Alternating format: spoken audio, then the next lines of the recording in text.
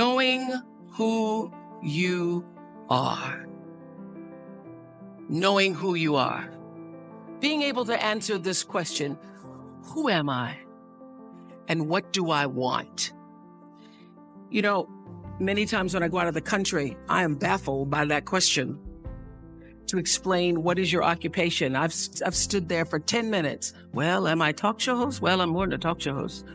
Am I a businesswoman? I'm a businesswoman. I'm more than a businesswoman.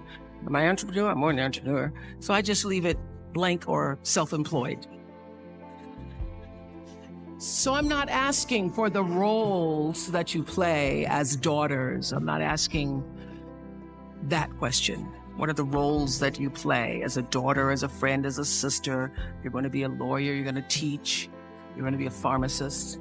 I'm asking the bigger question of who am I? Who am I really? My answer is I am God's child. I am that which is born of all that is. I am, as Pierre de Chardin said, a spiritual being having a human experience. Come trailing the breath of the ancestors yet, but trailing the breath of the angels. And understanding that because I am connected to the source of all that is possible for me. That's who I am. And what do I want? I don't want to just be successful in the world. I don't want to just make a mark or have a legacy. The answer to that question for me is I want to fulfill the highest, truest expression of myself as a human being. I want to fulfill the promise that the Creator dreamed when He dreamed the cells that made up me. What do I want? You must have some kind of vision for your life. Even if you don't know the plan, you have to have a direction in which you choose to go. I never was the kind of woman who liked to get in a car and just go for a ride. I had a boyfriend who would say, let's just go for a ride. I want to know, where are we going? Do we have a destination? Is there a plan? Or are we just riding? What I've learned is that's a great metaphor for life. You want to be in the driver's seat of your own life, because if you're not, life will drive you. So, knowing who you really are in this space and time that we embody. That's number one. What do you want? Who are you? Number two, you must find a way to serve. Martin Luther King said that not everybody can be famous, but everybody can be great, because greatness is determined by service. Now, we live in a world where everybody wants to be famous and where we admire people for just being famous. We think being known brings us value. The truth is, all of that will fade in time. In 3 years, you won't be able to name the housewives of Atlanta. The real truth is that service and significance, service and the significance that you bring to your service is that which is lasting. So to be able to, whatever your occupation or job or talent or gift is, our honorees today getting doctorate degrees, to apparently opposite fields, HIV and AIDS and the spoken word. But what they have in common is service, using the spoken word in service to community and the world. using your knowledge and information about HIV and AIDS and medicine in service to the world. And if you look at all the most successful people in the world, whether they know it or not, they have that paradigm of service. Everybody's talking about Mark Zuckerberg and the IPO. Service. Jay-Z rapping. Service. Through the word, to people, through song. For many years, I was really just happy to be on TV, and people would stop and say, "Oh, you on TV?" "Yeah, I'm on TV. I like being on TV. It's a nice job." And it was about the time that I received my honorary doctorate from Spelman around 1993. So I don't know if that had something to do with it. I thought of myself as Dr. Winfrey. That I went back and I took a long look at what it was I was doing on TV and made a decision that I was no longer going to just be on TV, but I was going to use TV as a platform, as a force for good, and not be used by TV. And I will tell you, my decision to make that significant change in the way I operated on television, using television as a service, changed my career exponentially. Service through medicine, service through art, using whatever it is you produce, your product, as a way of giving back to the world. When you shift the paradigm of whatever it is you choose to do to service, and you bring significance to that, success will, I promise you, follow you. Service and significance equals success. That's number 2. Number 3, it's so simple, but so hard to do. Always do the right thing. Always.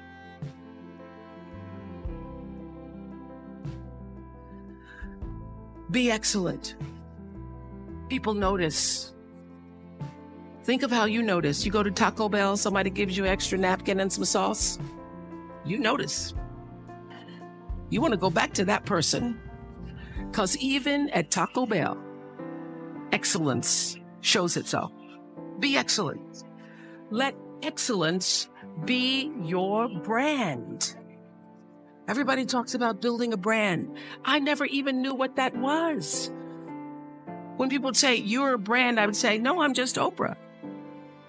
What I recognize now is that my choice to, in every way, in every example, in every experience, to do the right thing and the excellent thing is what has created the brand. Years ago, I did an ad for Revlon for an ad they were doing called Unforgettable Women. And what I know is that when you are excellent, you become unforgettable. People remember you. You stand out. Regardless of what it is, you become an unforgettable woman. And that is what we all want. We want to be unforgettable and not forgettable.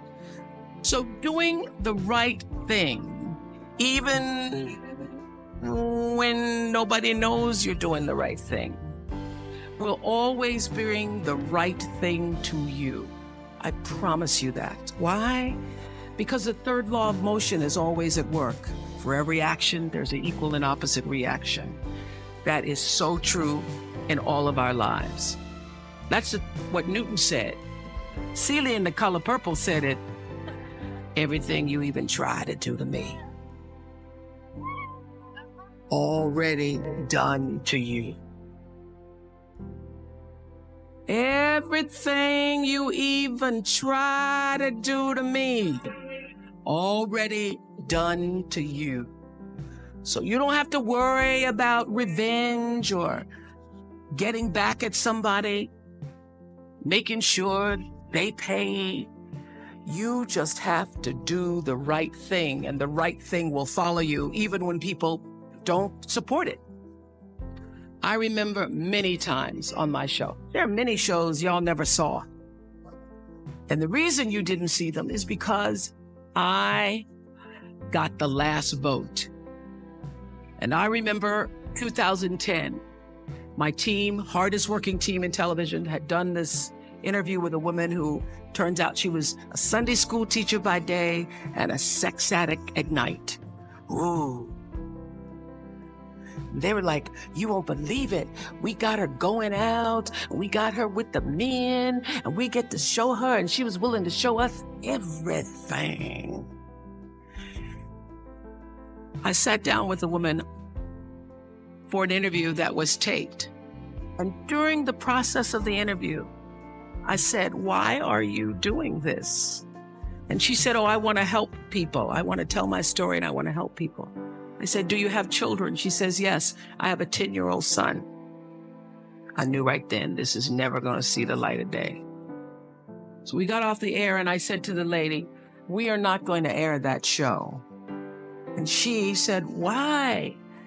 My producer said, why? She knew she was being filmed. She knew what she was saying. She knows what you... I said, because her son will never get over it. Her son will never get over it. And it's not worth a rating point to me. Not worth a rating point to me to know that there's a 10-year-old boy who's destroyed because his mother went on the Oprah Winfrey show and told all her business. You do the right thing, even when other people think it may not be. And oftentimes, when you make a decision to do the right thing, immediately you're faced with doubt. Was that the right thing? Was that the right decision? I don't know. Was that the right thing? You always know it's the right thing, when in the end, there is peace. You are rewarded by peace in knowing that you did the right thing. The most important thing I have come to know in doing the right thing and making the right choices is understanding what we talked about yesterday. All of you leaving here have the potential for enormous success. There's a price that comes with that. People don't always like you, and they're not always happy for you.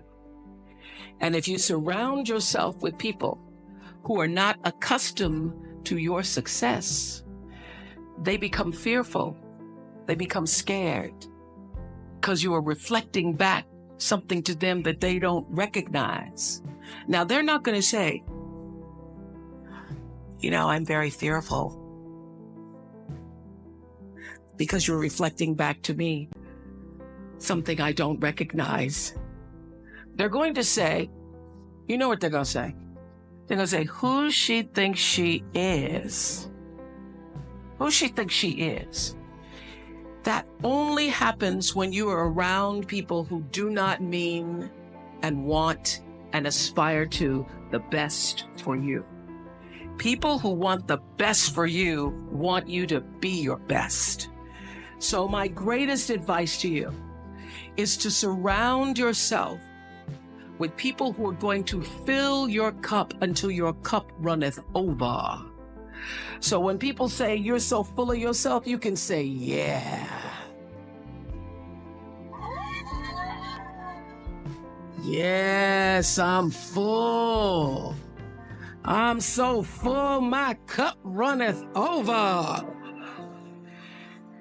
And to know that once your cup runneth over, you cannot spend your life with your gallon-size offerings, offering them to pint-sized people.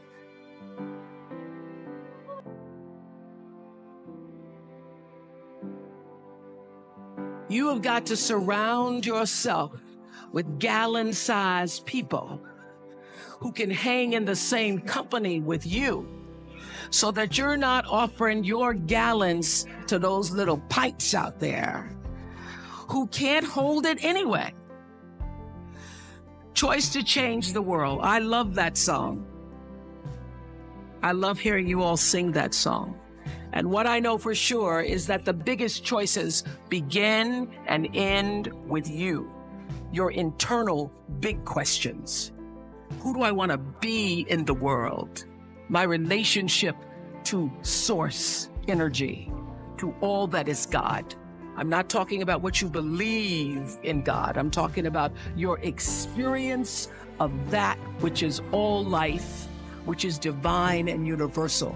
I'm talking about the big deal, being connected and aligned with that. When you are tuned in and charged into that, whenever you feel empty, you go inside yourself and you connect to the source, and you know that all things are possible. To know that, and to choose to do the right thing in service and significance, I promise you, you will create a vessel of service for yourself first, because you have to honor yourself first. You have to give to yourself first, otherwise you have nothing to give away. You will create a vessel for yourself, for your family, your community, and the world. And those three things will not only lead you to a blessed life. I stand as a witness. My life is so blessed, I can't even take it in sometimes. It will lead you not just to a gifted life and a rewarding life that fills you up, but a sweet life. That's what you want. You want the sweetness. You want it to be so sweet, so that even when the storms come, and they will, you'll know, this too shall pass. This too shall pass. The storm is passing over, and you shall not be moved, because you know who you are. When you can do that, grace will follow you, grace and glory. And when they see you coming, it ought to make them proud. I have spent hundreds and hundreds and hundreds and thousands of hours talking to spiritual leaders and teachers, and not just spiritual leaders and teachers who have been deemed so, but thousands of people who came from levels of dysfunction, who came from levels of pain, who were suffering, who were challenged in their progression of trying to be the best human beings they could be. And they allowed themselves the opportunity to come on our show, the Oprah Winfrey Show, and share their stories. I am one who believes in the sharing of stories. I believe in the process of sharing, period, because I know that all life gets better when you share it. And those thousands of people who have been guests on the show, and many of them who were also audience members, have been my greatest teachers. And I would say that one of my gifts, and it's everybody's job to know what your gift is. So when I talk about my gift, I'm not bragging, it's just fact. It's just a fact. It's a gift. Yes. One of my gifts that I've had since I was a little girl growing up in Mississippi, being raised on a tiny little acre farm with my grandmother, is that I knew how to pay attention. I was a great observer of life. And I grew up believing that I was indeed, for sure, God's child. It's because every Sunday I sat in our little church down the road, a dirt road from where my grandmother lived, no running water, no electricity. I was saying this to my great niece who's 8 the other day, and she said, "It sounds like Little House on the Prairie." And I go, it kind of was. No running water, no electricity, but the church is down the road from us. And we could hear the singing as I was getting dressed for Sunday school. And I'd always sit on the left-hand side, the left pew in the second row. And I would listen to the preacher preach about the Lord thy God is a loving God, and sometimes he would say the Lord thy God is a jealous God. But most important, I heard him say, you are God's child, and through God, all things are possible. And I literally took him at his word, so that by the time I was had to leave my grandmother because she became ill, and I was sent to live in Milwaukee with my mother, who had 2 other children. I got beat up on the playground because when people would ask me, who's your daddy? I would say, Jesus is my daddy. Sometimes he's my brother. And God is my father. But what I now know and have learned, that my view of God, although I call that God in a box, and although that has my vision of God has expanded to be inclusive of all things, all. God is all, God is law, God is all, in all things. Not just the guy sitting up with the beard. And now that view of God has expanded, I still understand how important it was for a little colored girl. We weren't even black yet, not to mention African American. You know what I mean, Harry? A little colored girl in Mississippi for whom there was no vision of hope or possibility. My grandmother's greatest desire for me, as she had been a maid and her mother before her had been a maid, her greatest desire was that I would grow up one day and be able to do the same. And she wished for me that I would be able to, she used to say, I hope you get some good white folks when you grow up. I hope you get good white folks who treat you good. So my grandmother would have no idea of the life that I now lead with good white folks who are working for me. She just wouldn't get it.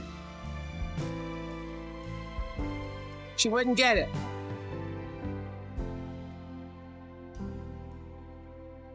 She wouldn't get it, but somehow I think she must know, and she's up around in the spirit realm saying, Lord have mercy, I didn't see it. But I now know that having that belief system, that something greater than me was in charge of my destiny, of my fate, that it wasn't just me alone having to survive for myself, is the value, is the rock that has sustained me. So my vision, my perception, my understanding of what it means to be a universal citizen has grown as I came to understand Acts 17:28, my favorite Bible verse that says, in God I move and breathe and have my being. So my every attempt in life has been, since I was a little girl, to be in that space that I call God, to literally live in the breath that is God, to live in the breath and allow the breath to breathe me as God. And that is the reason I see I have been able to manage fame, handle the success, grow in grace, grow in the wisdom and glory that is offered by that space that I know to be God. Because in God, I live and breathe, I move and breathe, and I have my being. And everything that I do and all that I am comes up and out from the center of that space, even when I didn't know what to call it. So I have paid attention to my life because I understand that my life, just like your life, is always speaking to you, where you are, in the language, with the people, with the circumstances and experiences that you can understand and interpret if you are willing to see that always life, God, is speaking to you. Now, it took me a while to actually really get this and to understand it, but once I did, I started paying attention to everything.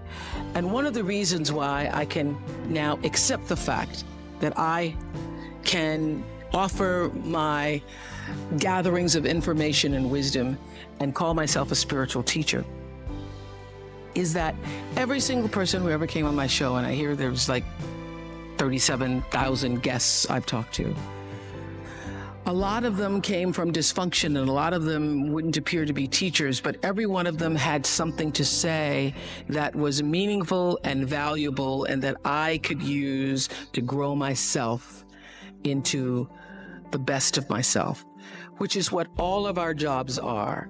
Your number one job is to become more of yourself and to grow yourself into the best of yourself. And so I had a lot of great teachers, as we all do. I mean, old boyfriends are some of the best teachers. Boy, I got a doctorate degree for one. I'll tell you about that later. But I was doing an Oprah show about a decade ago. One of my greatest teachers was a man named John Diaz. We were doing a show called Would You Survive? And on Tuesday, October 31st in 2000, Singapore Airlines Flight 006, a Boeing 747 from Taipei to Los Angeles, took off with 179 souls aboard. 4 crew and 79 passengers perished in that flight, a total of 83 fatalities. There was a typhoon rolling through at the time, and the plane went down the wrong runway. Now, what's interesting, John Diaz was on that plane, and he had several indications, which I'll talk about later, whispers, that he shouldn't have gotten on the plane, but he did anyway. He got on the plane, and he managed to be one of the survivors.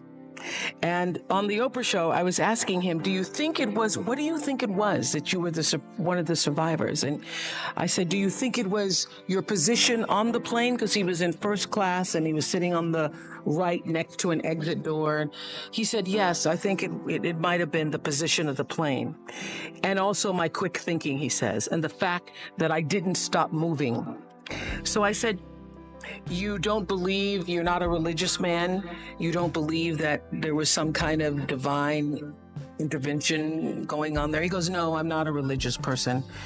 I do not believe that it was anything divine. I don't believe that.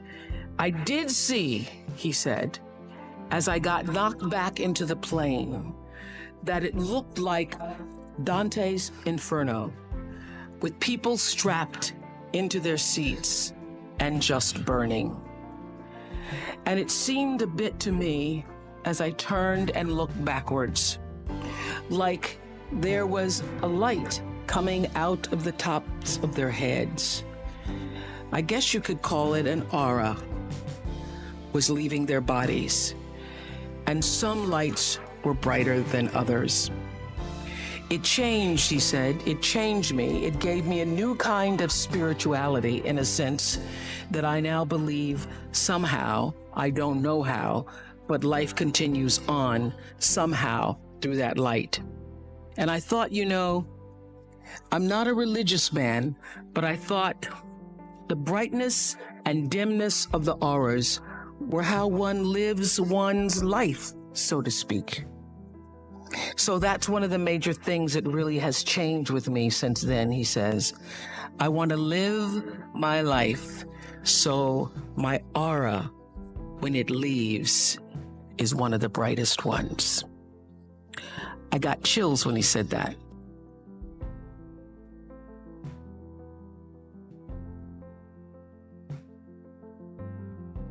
I want to live my life so when my aura leaves, it's very bright. That's one of those moments that happens and you know that it's bigger than a show about survivors. Because I always knew that when I am moved, at least a million other people might be too. Because if I can feel it, and there are 20 million people watching around the world, it means that somebody else also felt and heard the same thing. That's what connection is.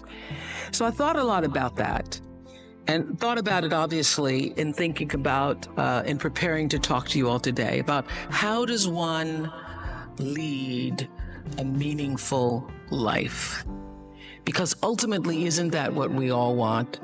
We want to lead a life so that however we transition, people can say, wow, that was a bright one. That was a bright light. First of all, I think that it comes from a deep sense of awareness about who you are and why you're here. It comes from being in touch with, on a regular basis, the appreciation and the holy gratitude that should fill each of our hearts on a regular basis, just knowing what a privilege it is to be here and to be human. Close your eyes for a moment, will you please? And breathe with me. Just close your eyes.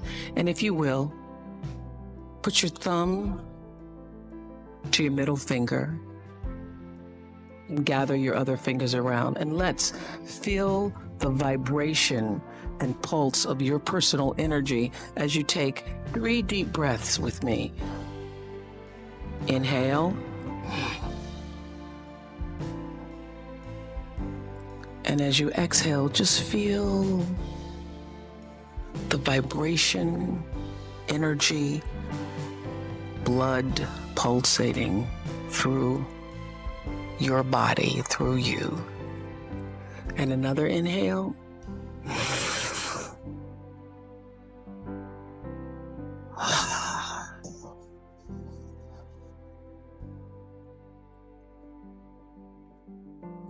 And another inhale.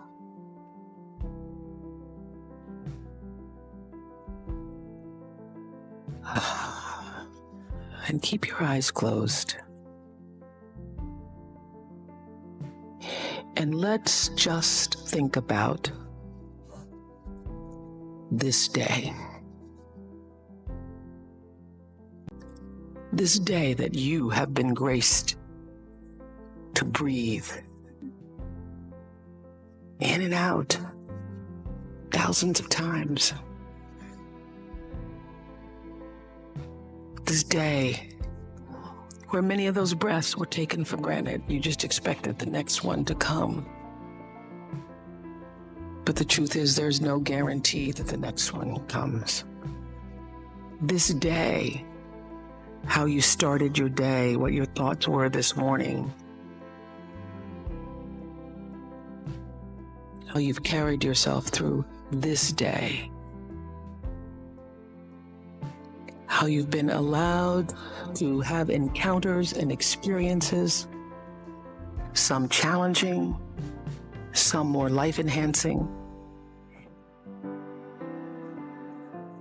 that pushed you forward another day of being here on the planet Earth as a human being.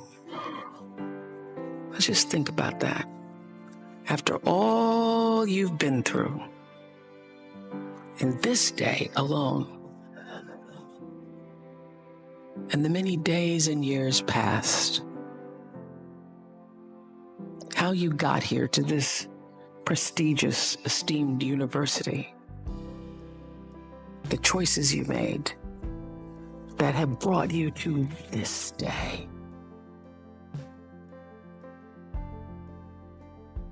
Open your heart